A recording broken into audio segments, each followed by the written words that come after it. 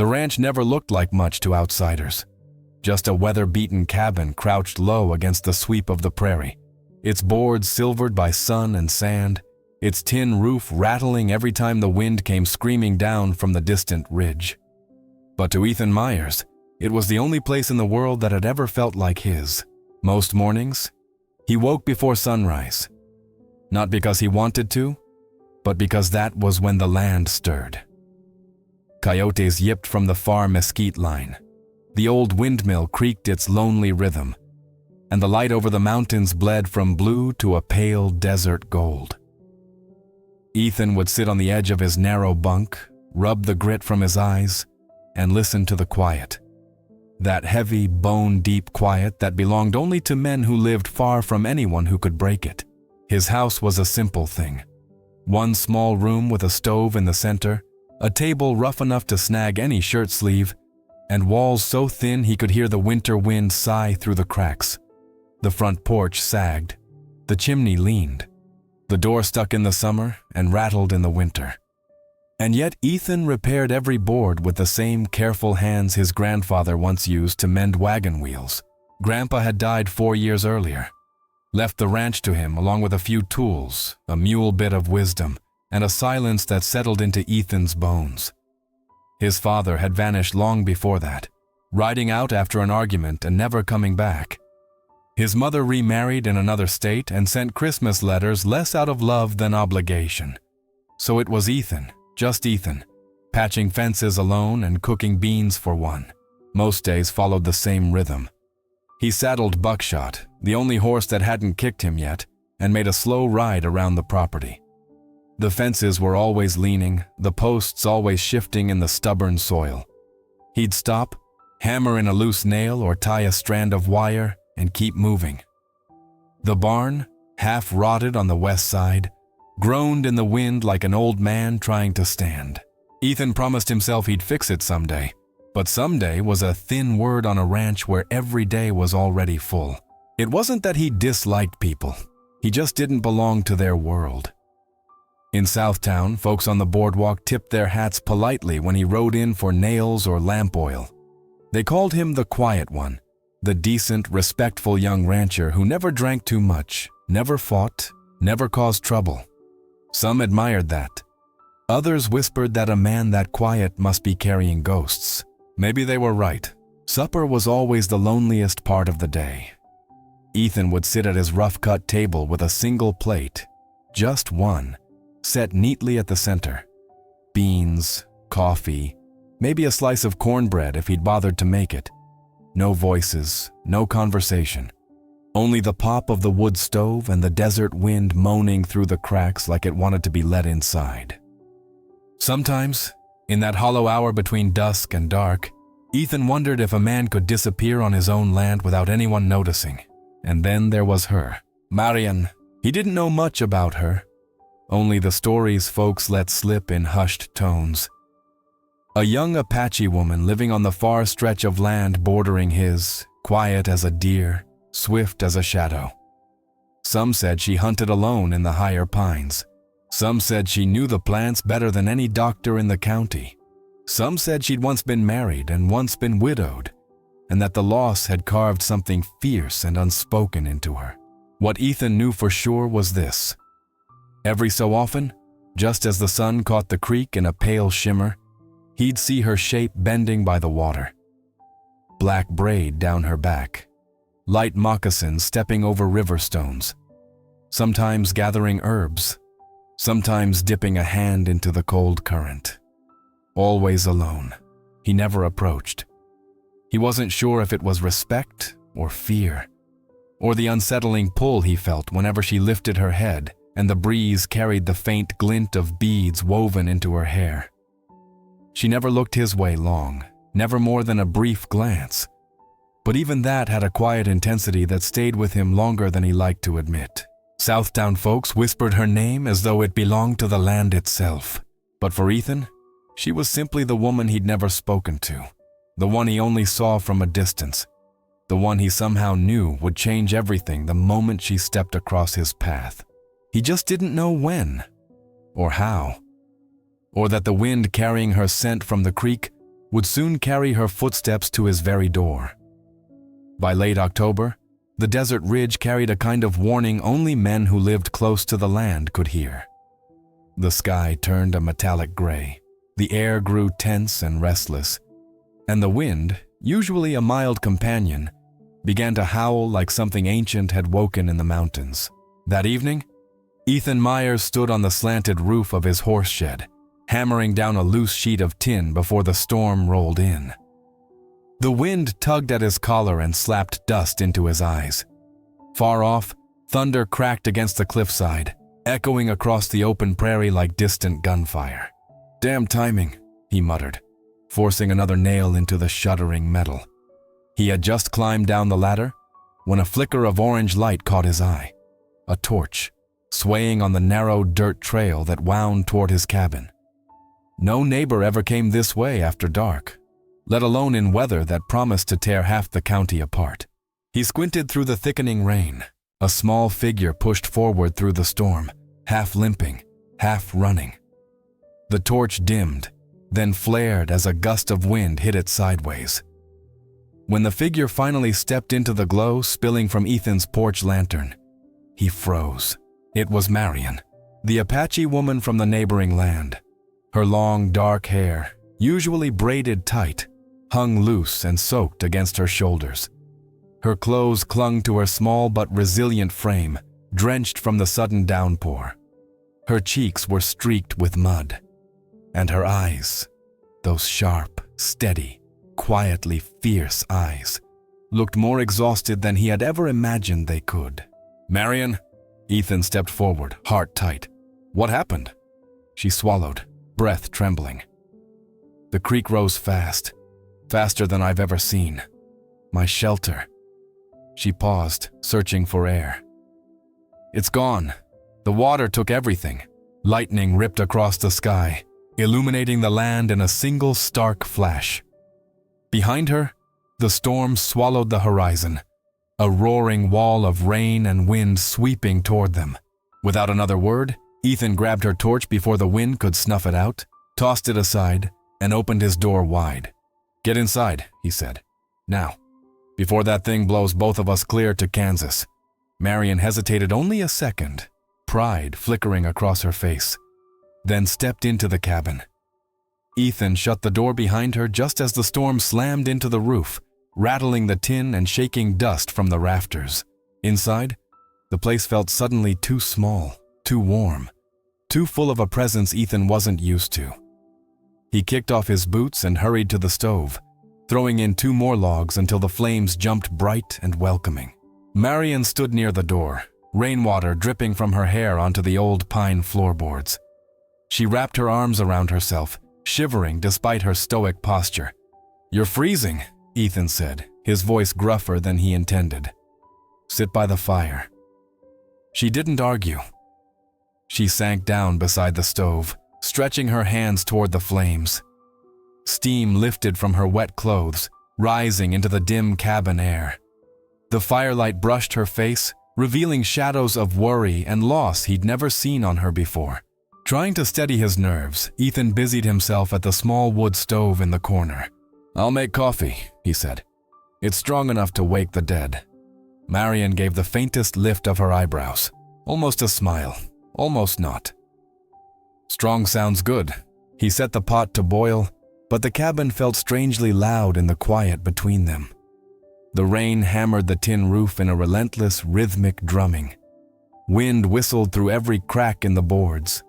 Sparks popped inside the stove like impatient firecrackers. Ethan wasn't used to company. And Marion, for all her calm resilience, seemed equally unsure of how to sit in a stranger's home.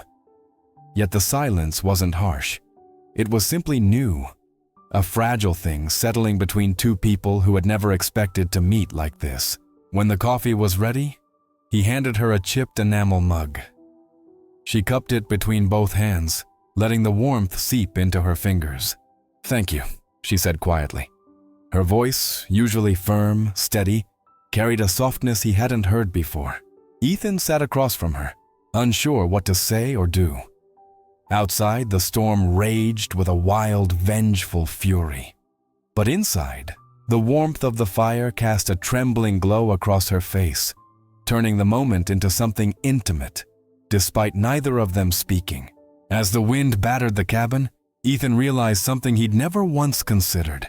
For the first time in years, he wasn't spending the storm alone. When dawn finally broke after the storm, the land looked rinsed clean. Wet earth, scattered branches, the sky washed into a pale winter blue. Ethan woke before the sun fully crested the ridge, half expecting the night before to have been some strange dream brought on by loneliness and thunder. But when he stepped into the main room, there she was, Marion, curled on a blanket near the stove, asleep in a quiet, steady way that made the whole cabin feel warmer. Her dark hair, now dry, spilled across her shoulder in soft, loose waves. The fire glowed low beside her, still simmering from the night he'd kept feeding wood into it just so she wouldn't wake cold. For a moment, Ethan simply stood there, rubbing the back of his neck, uncertain how a man was supposed to act with an unexpected guest who turned his quiet world upside down just by breathing inside it. By the time the coffee began to percolate, Marion stirred. She sat up slowly, gathering her blanket with graceful, instinctive movements. "I'll be out of your way soon," she murmured. "You're not in my way," Ethan said, too fast, too awkward. "Storm wasn't your doing." She nodded lightly, but her eyes said she still felt like an intrusion. And maybe she did, by her standards. Apache people paid their debts. They didn't take shelter without giving something back. He learned that the very next morning, before he could even lace his boots, Marion was already outside, splitting logs with steady, efficient swings of the axe. Her movements were fluid, sharp, skilled, surprisingly powerful for someone her size. When Ethan approached, she didn't slow. "Wood needed," she said simply. "I can do this." And she did. Then she mucked out the horse stalls, checked Buckshot's hooves, swept the porch, and repaired a frayed rein with thread from a pouch tied at her belt. She never looked like she was trying to impress him, only honoring her own code. Work was how she repaid shelter. Ethan found himself standing in the doorway more times than he'd admit, watching her work with a mix of admiration and unsettled warmth he didn't know how to name. Inside the cabin, everything began changing in small, almost invisible ways. The stove was warm before he woke. The table was wiped clean. Bundles of dried sage and sweetgrass hung from the rafters, filling the room with a soft, earthy smell. Ethan wasn't used to any of it. His home had always felt empty, echoing, sparse, almost cold. But now it breathed. It actually breathed, and he didn't know what to do with that. They didn't talk much. He was awkward, fumbling for words that never came out right. She was reserved, guarded in a way that came from living too long on the wrong side of other people's judgments. But the silence between them wasn't harsh. It wasn't heavy. It was just unpracticed. Sometimes, while he cooked eggs and she sorted herbs, their movement slipped into a rhythm. Two people whose bodies understood each other even if their voices didn't. One morning, as he poured coffee into a tin cup and handed it to her, their fingers brushed. Just a whisper of touch, bare skin against bare skin, but it stopped both of them cold. Marion's eyes lifted sharply, instinctively, as if touch always came with risk in her world. Ethan froze, his heart thudding harder than chopping wood ever managed to make it. "Sorry," he muttered. "It's all right," she said, quiet, almost startled herself. They didn't speak for a long moment after that. There was no reason to. Something small and warm had flickered between them, fragile as a match flame in a cold room. The days passed like that. Simple tasks shared, quiet evenings spent on opposite sides of the room. Marion near the fire sewing a torn saddlebag, Ethan at the table fixing a lantern.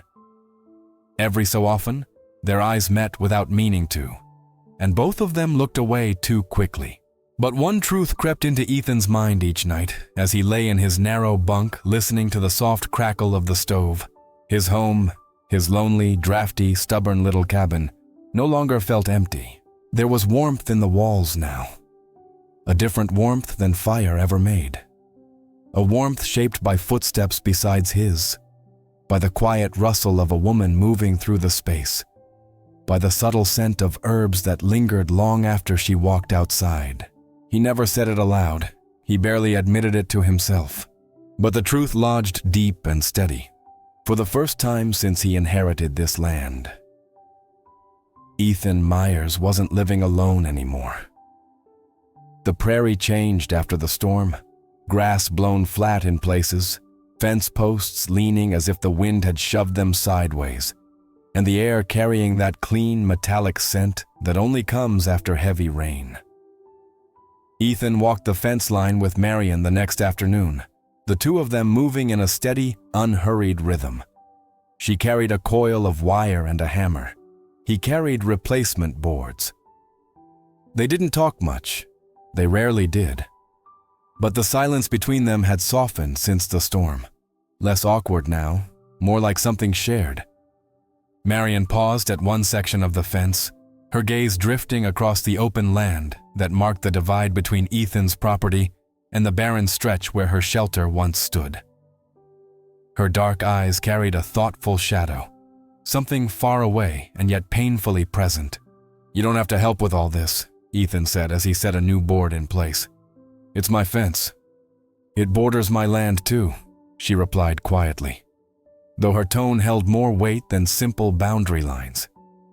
"We fix what touches both sides."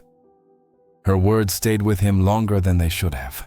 By evening, when the sun dipped low and painted the sky in deep bands of orange and copper, Marion disappeared into the cabin kitchen, small as it was, and the aroma that soon filled the air made Ethan stop in his tracks.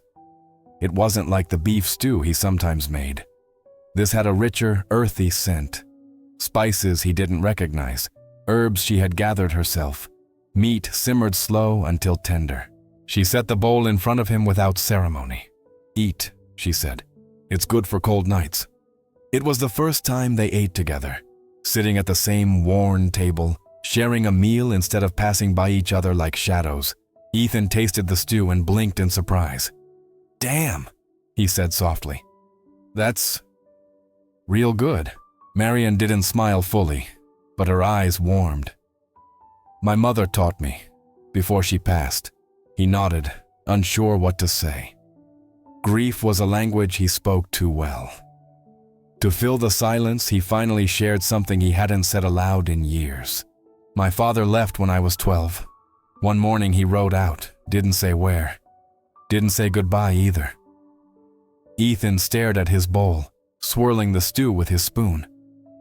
"Mama remarried. Grandpa took me in. Taught me the land. Taught me how to stay put. Guess I'm still here because of him." Marion listened in that patient, deliberate way she had, giving attention without pity. When he finished, she set her spoon down. "My husband died 3 winters ago," she said. "A dispute. Men from town came too close to our land. Words turned sharp. Guns came out." She paused. "He stepped between them and my brother. He didn't walk away." Ethan exhaled slowly. It wasn't sympathy he felt. It was recognition. Two people sitting in a quiet cabin, tied to pasts that still hurt when touched. He didn't say he was sorry. She didn't say she understood. But something unspoken settled between them, like two solitary trails joining into one wider path. Later that night, the wind picked up again, rattling the tin roof and stirring dust through the cracks in the walls. Ethan sat on the porch, boots propped on the top step, the cold air brushing against his face. The world felt bigger at night, lonelier too.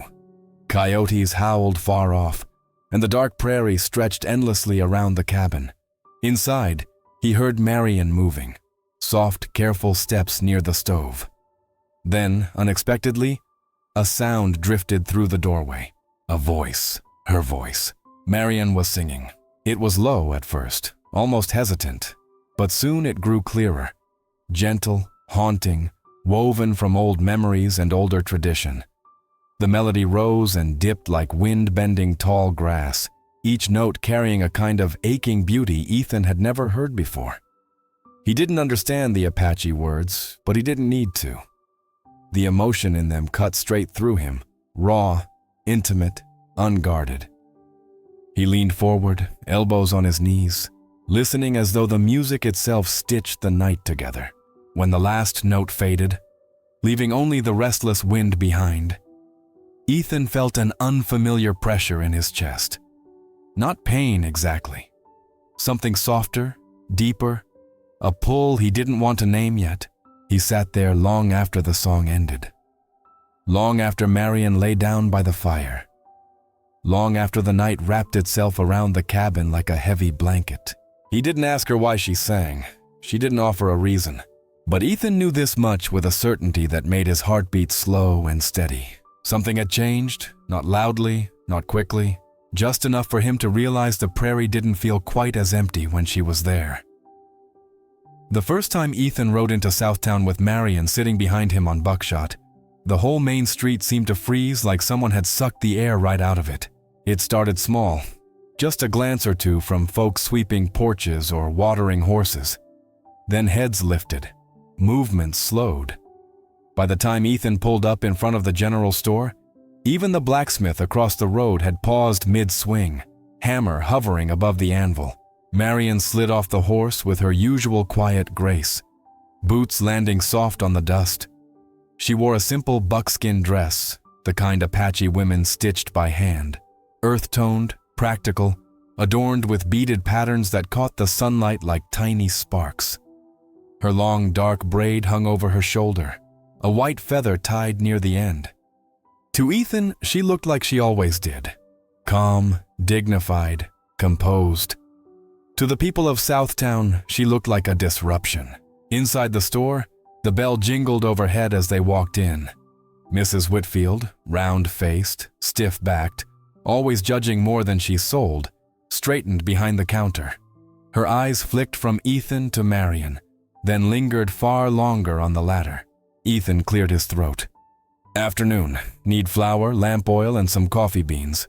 Mrs. Whitfield nodded, lips pressed into a thin line. "Of course." But her gaze slid sideways again, cautious, measuring, cold.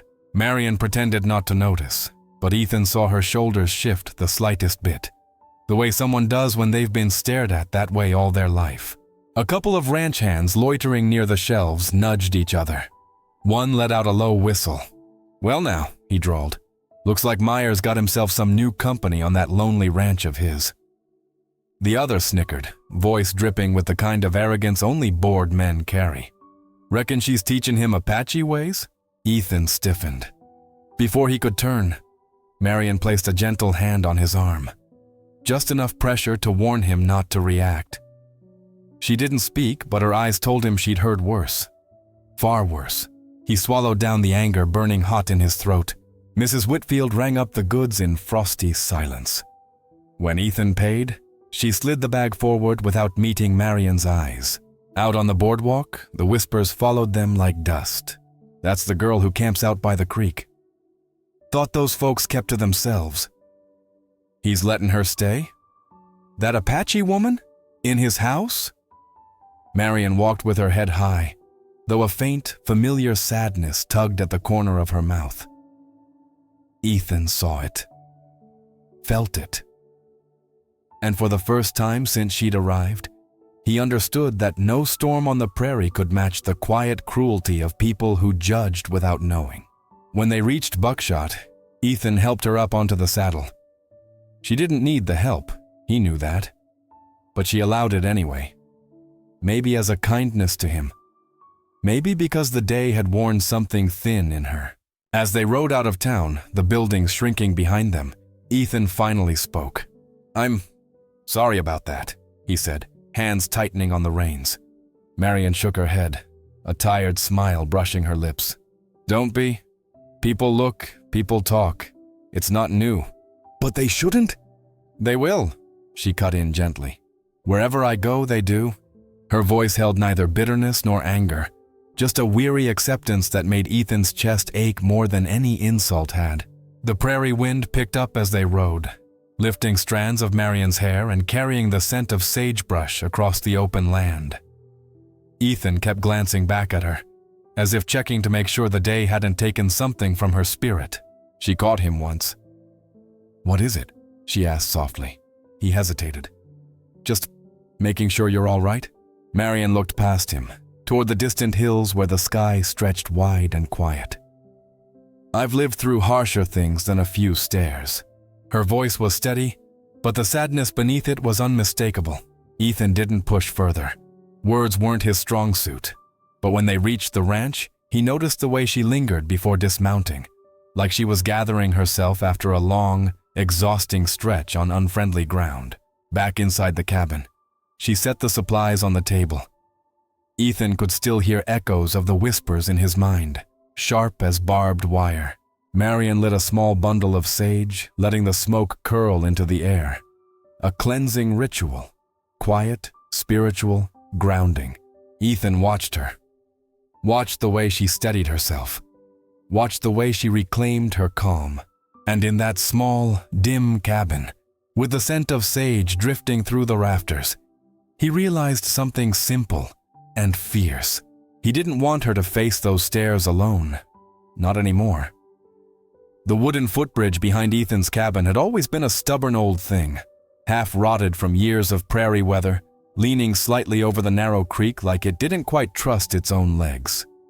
Ethan kept telling himself he'd replace it soon, the way ranchers do when chores stack higher than daylight hours. But soon came later than it should have. One cool morning, after checking the horses, he walked out to cross it, coffee still warm in his hand. The creek gurgled beneath the boards, swollen from last week's storm. Ethan set one boot down, then another. The third step gave way. The board cracked with a sharp, splintering snap. His foot plunged straight through, his balance pitching forward. Coffee spilled into the air. The world jolted sideways.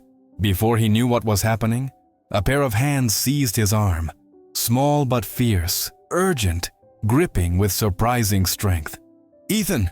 Marian's voice cut through the cold morning air. She hauled him backward with a force that startled him, bracing her heels into the mud, muscles taut beneath her buckskin sleeves. Ethan stumbled onto solid ground, landing hard on one knee. Marian didn't let go until she was sure he wasn't going anywhere. For a moment, they stayed frozen like that. His breath ragged, hers unsteady, her hands locked around his forearm. Their eyes met. It wasn't like the shy glances they'd traded these past weeks. This one hit deeper, raw, unfiltered. His heart thundered against his ribs. Her dark eyes widened, not with fear, but with something softer, something she tried to hide but couldn't fully bury. He exhaled first, forcing out a nervous laugh. "Guess that bridge finally got tired of holding me." Marian didn't smile. Not yet. She just looked at him with an intensity that made his throat tighten. Only then did her grip loosen, fingertips trailing off his skin a fraction too slowly to be accidental. "I told you it was weak," she murmured. "You did," he admitted. "Should have listened." The moment stretched between them, delicate as a thread. Thin, invisible, but strong enough to pull them closer than either intended. Marian finally stepped back, trying to regain her composure. But Ethan could still feel the ghost of her touch tingling along his arm. By evening, the strange tension of the morning had softened into something easier. Marian took to the kitchen, mixing cornmeal with herbs and a bit of salt, shaping small patties by hand. The smell drifted through the cabin, warm, earthy, comforting. Ethan leaned in the doorway, watching her work, the simple rhythm of her movements settling something inside him he hadn't realized needed settling. "That a family recipe?" he asked. She nodded. "My mother taught me. It's Apache. Simple food, but good." He smiled. "Anything you cook is good." This time, she didn't hide her smile. It was brief, shy in a way he wasn't used to seeing from her, but real. While she cooked, Ethan took his tools and headed outside to fix the roof of her storm-damaged shelter. The task was tedious, hammering new shingles in the fading light. But it felt right, necessary. He'd been meaning to do it, and now he wanted to. Not out of obligation, out of something else entirely. When he finished and headed back inside, the little cabin greeted him with warmth, not just from the fire, but from the feeling of being expected. Marion had set 2 plates on the table, 2 cups, 2 knives, 2 everything. It hit him harder than he cared to admit. Dinner was quiet at first, but gradually their conversations stretched, slow, easy, like water filling a dry creek bed. She told him about gathering plants in the hills as a girl. He told her about the first mule he ever trained, and how it kicked him so hard he saw stars. She laughed, a sound so rare and bright it filled the entire cabin. After that night, things shifted in small but unmistakable ways. They laughed more, talked more, moved around each other with a natural familiarity neither had intended, but both had begun to welcome. In the mornings, his boots sat beside hers by the door. 2 cups stayed drying by the sink. 2 sets of footprints crossed the yard. 2 blankets lay folded near the stove, and at night, when the wind brushed against the walls, Ethan heard not only his own breathing, but hers. Steady, soft, grounding. He didn't call it love. She didn't give it a name. Neither of them needed to. Whatever it was growing. Quietly, steadily. In the spaces between words and in the warmth of the cabin they were slowly learning to share. They had become a pair without ever saying it. A bond forming not through declarations, but through the simple act of staying. And neither one seemed ready to break it. Word travels fast in a small town. Faster than dust on a summer wind. Faster than thunder rolling across the plains. Within a week, the whispers in Southtown had grown teeth. They say she's living out there full time. Ethan Myers took in an Apache woman. What does that tell you? He's either lost his mind or lost his standards. No one said it to Ethan's face, not outright. But he felt the shift every time he rode in for supplies. The hesitant nods, the stiff smiles, the way conversations stopped when he stepped inside a store. And Marion saw it too, even when she pretended she didn't. The way her gaze lowered, the way her shoulders tightened, told him everything. She had lived with this kind of judgment far longer than he had. The cruelty of strangers was familiar to her, achingly familiar. And the last thing she wanted was to drag someone else into its shadow. One afternoon, as a heavy sky gathered low over the ridge, Marion returned from the creek quieter than usual. Ethan was repairing a gate hinge when he noticed her walking toward the cabin with purposeful steps, eyes dark, jaw set. She wasn't carrying herbs or water. She was carrying her few belongings, a rolled blanket, a small pouch, a bundle of tools wrapped in buckskin. Ethan straightened immediately, wiping grease from his hands. "Marion, what are you doing?" She didn't look at him at first. Her voice was steady, but beneath it was something fragile, wounded. "The storm's coming tonight. I should leave before it hits." He blinked, not understanding. "Leave? To where?"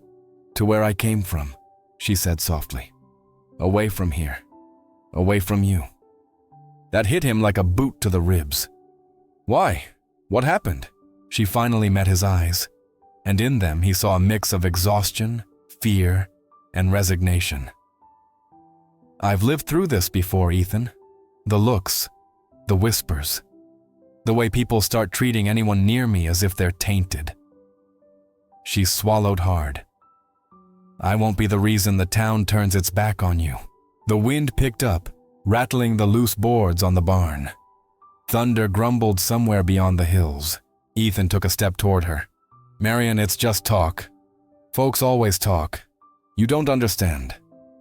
Her voice sharpened, not in anger, but in pain. "Where I'm from, stories like this never end well.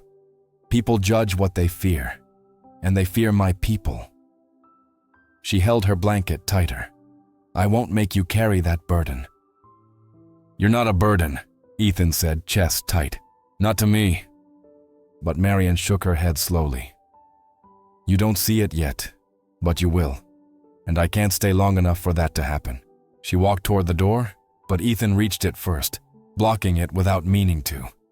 Rain began to tap against the windows, soft at first, then harder as the storm rolled closer. Marian, he said, voice low, rough with desperation he didn't know he was capable of feeling. You didn't make my life harder. You made it warmer, better. She looked at him, startled. He tried again. It's not you that changed this place. It's me. I wanted it to change. I wanted you here. Her throat tightened. He could see the conflict in her, warring between the instinct to run and the longing to stay. Outside, the rain turned fierce, slamming against the cabin roof, lightning cracking across the sky like a whip. Ethan's hair and shirt began to soak from the wind-blown downpour through the open doorway. But he didn't move. Don't go, he pleaded softly. Marian closed her eyes, a long, pained blink. When she opened them, something in her had already shifted, already hardened. I can't stay, she whispered. Then, before he could reach for her, she slipped past him, stepping into the storm with her blanket clutched against her chest. Marian, Ethan called, voice nearly drowned out by thunder. She didn't look back. Her figure moved through the rain, small, determined, heartbreakingly alone, until the prairie swallowed her up, leaving nothing but the sound of wind, the pounding of rain, and the echo of a door that now felt far too open. Ethan stood in the threshold, soaked to the bone, watching as the last trace of her disappeared into the storm. He didn't chase her. He couldn't. His legs felt rooted to the floorboards. But as the rain hammered down and the storm grew wild across the plains, one truth settled heavier than the storm itself.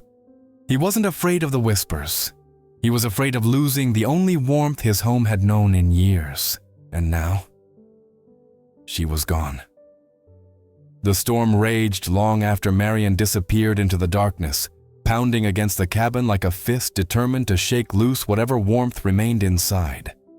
Ethan stood in the doorway until the cold finally forced him back, shutting the wood door with a hollow thud that echoed too loudly in the quiet. The room behind him felt wrong. Too still, too bare, too stripped of the life that had quietly grown inside it these past weeks. He lit a lamp out of habit, but its glow fell flat on the empty corners. No soft hum of Marian tending herbs, no rustle of her moving near the stove, no faint sweetness of sage drying in bunches above the window. Just silence, a silence so sharp it felt like a blade. Ethan poured himself coffee, half cold, half bitter, because coffee was the only thing a man alone knew how to make when grief sat too close. He dragged a chair to the window and sat there for hours, staring out into the storm-torn prairie. Rain streaked down the glass in frantic rivers. Thunder rolled low and heavy. The night felt endless. He sipped the coffee. It tasted harsher than usual, burned, acidic, almost punishing. But he kept drinking, as if something in him needed the bitterness. His eyes drifted to the places in the cabin where Marian's presence used to linger. The corner near the stove where she laid her blanket. Empty. The hook by the door where she hung her small pouch of tools. Bare. The rafters where her bundles of herbs once swayed. Now, only dusty beams. It hit him slowly, like cold water spreading across a floorboard. The house hadn't felt empty before Marian arrived. It had felt normal, routine, acceptable. But now it felt wrong. Hollow. Like the life he thought he'd built wasn't a life at all. Just a string of days held together by habit and work. The wind howled outside, sending a loose shutter banging against the wall. Ethan didn't move to fix it. He just sat there, hands curled around the warm mug, staring at a darkness he wished he could chase into the hills. He didn't cry. That wasn't his nature. But something inside him twisted painfully, like the first tight pull of a rope before it snaps. He realized, with clarity sharper than the storm's lightning, he wasn't afraid of the town's whispers. He wasn't afraid of being judged or talked about or shunned. He was afraid of losing her, of waking up tomorrow and the next day, and the one after that with this same bone-deep emptiness shadowing every corner of his home. Hours passed. The storm began to ease, but the silence inside the cabin only grew louder. At some point, the fire died down to a faint glow, and the room cooled. He didn't restart it. He just sat there, staring at the last dying embers. He tried leaning back in the chair, tried closing his eyes, tried letting the exhaustion take him, but every time he drifted close to sleep, something jolted him awake, like the memory of her voice humming softly near the stove, or the distant shape of her crouched by the creek, or the way her hand had felt gripping his arm that morning by the broken bridge. Each memory came with a sting. He wasn't used to missing someone. He barely knew how to name the feeling, but the ache was real, sharp and unrelenting. By the time pale morning crept over the ridge, the cabin felt colder than it had in years. Ethan stood and stretched stiff limbs, bones cracking from sitting so long. He looked around the room, really looked, and felt something inside him break open. The place looked exactly as it had before she ever arrived. Creaking floors, bare walls, a stove that heated but didn't warm. A space big enough for one man's life and small enough to trap all his loneliness. It should have felt familiar. It should have felt like home. Instead, it felt like a lie. He pressed a hand against the doorframe, steadying himself. Her absence wasn't just noticeable. It was suffocating. For the first time since he'd inherited the ranch, Ethan Myers understood what it meant to be afraid. Not of storms or hard winters or failing crops, but of a quiet so deep it swallowed the sound of his own heartbeat. And he knew, with a certainty that made his chest tighten, he couldn't live with this kind of emptiness again, not after knowing what warmth felt like. By the second night without Marion, the storm returned, this one colder, steadier, the kind that didn't roar with wild fury but pressed down heavy, quiet, and relentless. Rain drummed against the tin roof like a heartbeat Ethan could no longer match. He paced the cabin, unable to sit still, unable to sleep, unable to think of anything but the empty blanket by the stove. He kept looking at the door as though it might open on its own. It didn't, not until nearly midnight. At first, he thought the low, rhythmic thudding outside was just storm noise, branches tapping, shutters rattling. But then it grew clearer, sharper, more deliberate. Hoofbeats, slow at first, then stopping right outside the porch. Ethan's breath hitched. He moved to the window, wiping away the fog of his own restless breathing. Through the curtain of rain, he saw a small figure hunched atop a tired-looking horse. Buckshot pricked his ears, recognizing the scent before Ethan did. Ethan's heart kicked hard against his ribs. He didn't even bother with a coat. He threw the door open, rain slamming into him like cold gravel. There she was, Marion, soaked through, shivering, hair plastered to her cheeks. Her buckskin dress clung to her frame, heavy with rain. One hand clutched the reins, the other held tight to a small leather bag. Everything she owned. Her eyes, usually steady and carved from quiet strength, were red-rimmed, tired, raw. She looked at him like she wasn't sure she had the right to be there. He stepped forward but didn't touch her. Not yet. Not until she chose the space between them.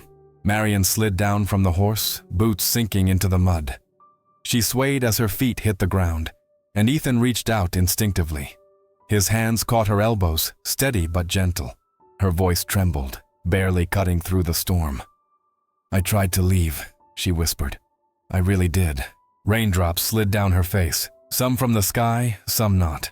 I rode toward the cliffs, toward the tree line. Everywhere I thought I could start again. She shook her head.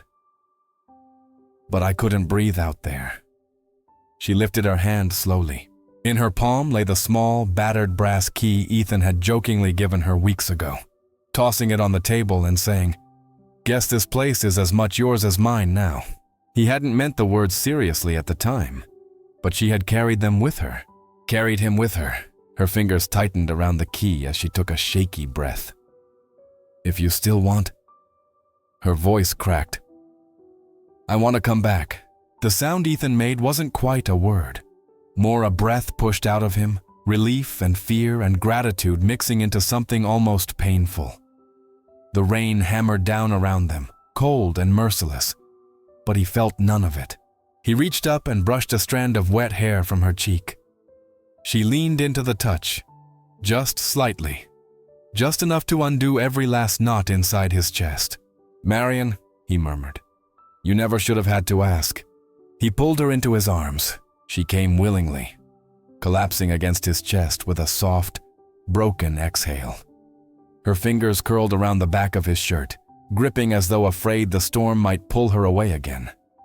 Ethan wrapped both arms around her, holding her close, firm, steady, as if anchoring her to the only place he ever wanted her to be. Rain soaked them both to the bone. Wind whipped around them. The prairie stretched wide and dark, uncaring. But in the shelter of his arms, Marion's trembling eased. Her breathing softened, warming the space between them. She whispered against his shoulder, "I wanted to come home." Ethan closed his eyes, tightening his hold on her. "You are home." For a long moment, they simply stood there. Two figures in the storm, clinging to the one thing the world hadn't been able to take from them. And as he finally led her inside, shutting the door against the rain, Ethan understood something with startling certainty. She hadn't just returned to the ranch. She'd returned to him, and he wasn't going to let her walk away again. Marion didn't move in with grand announcements or big gestures. She simply arrived the next morning with her small leather bag, a bundle of sage, and a quiet determination that made Ethan's breath settle in a way he didn't fully understand. She hung her herbs first, tying sage, yarrow, and sweetgrass along the beams until the whole cabin carried the soft, earthy scent of her presence. She laid out fresh hides near the porch to dry, smoothing them with long, careful strokes. She scrubbed cloths in a wooden basin using ash and river sand, her sleeves rolled up, her hair braided tight against the breeze. Ethan watched from the barn doorway more times than he'd admit. There was something grounding about her movements, steady, purposeful, almost sacred in their simplicity. She fit into his world not by forcing space, but by filling the empty corners he'd long forgotten were there. He rebuilt the horse stalls that week. New posts, reinforced beams, fresh hay. Buckshot, always a stubborn beast with strangers, nudged Marion's hand whenever she passed. She scratched his nose, laughed softly, and Ethan found himself thinking that maybe even horses could spot goodness quicker than people. In the evenings, when the work was done and the prairie cooled into shades of lavender and gold, they walked along the creek together. Sometimes they talked about her childhood in the hills, about his grandfather's stories, about herbs and horses and the way storms sounded when you listened from inside a canyon. Other times they didn't say a word, and the silence between them was no longer filled with uncertainty, but with something warm, something settled, something like two heartbeats finding the same rhythm without needing to try. Southtown eventually stopped staring. At first, people tried not to be obvious about it.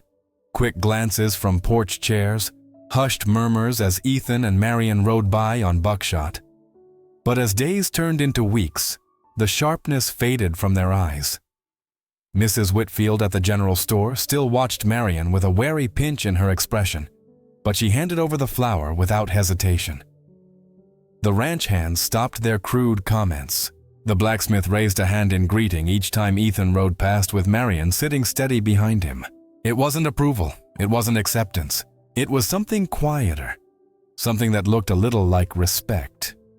Or at the very least, resignation that two people walking side by side weren't the scandal they'd hoped for. Back at the ranch, life settled into a rhythm that felt both new and ancient. In the mornings, Ethan heard Marion's footsteps on the wooden floor. Light, certain, familiar, as she started the stove fire. Sometimes he woke to the soft clatter of her grinding herbs, sometimes to her humming under her breath. He found he didn't care what he woke to, so long as the sound was hers.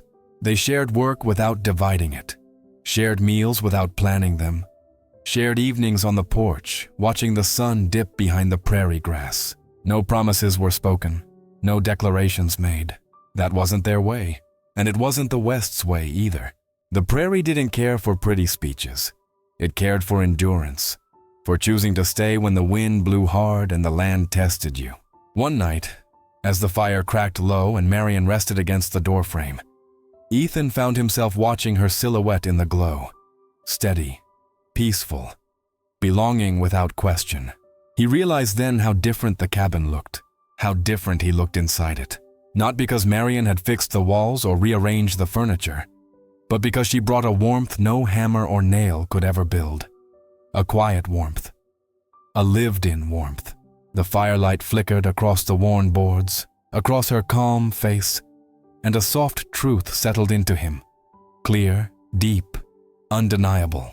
He didn't say it aloud. He didn't need to. But the thought rose in him anyway, steady as the prairie sunrise. We weren't trying to patch each other up. We weren't trying to fill old emptiness. We simply chose to stay.